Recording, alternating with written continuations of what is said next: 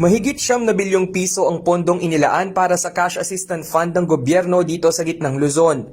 Sa ilalim ng Social Amelioration Program, nasa 1.2 milyong pamilya ang dapat nakatanggap ng 6,500 pesos upang maibsan ang gutom na dala ng COVID-19 pandemic. Pero ayon sa Department of the Interior and Local Government o DILG, nasa 50 complaints kada araw o reklamong umabot na sa mahigit 1,000 ang kanilang natatanggap. Ito raw ay may kinalaman sa umano'y maanumalyang distribusyon ng SAP. On hotline 888 alone, roughly po 50 or more nakaka-receive po kami. May mga complaints po na sinasabi na yung mga barangay officials ay pinipili po yung kanilang mga kamag-anak na masama doon, na sila lang yung mas maraming kamag-anak yung mga barangay officials. Also po, yung alleged corruption daw po, yung hinahati po, yung, di ba 6.5 po sa Region 3, hinahati daw po yung financial assistance para daw po mas marami yung mabigyan.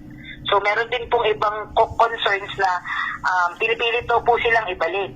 Sa datos ng DILG, pinakamaraming reklamo ang kanilang natanggap mula sa lalawigan ng Pampanga at Bulacan. Sa Hagonoy, Bulacan, isang kagawad ng barangay ang inireklamo at kinasuhan na dahil sa pamumorsyento sa beneficiary bago ipamigay ang ayuda. Sa ganitong uri ng reklamo, maaari raw idulog ng publiko ang kanilang sumbong sa tanggapan ng DILG.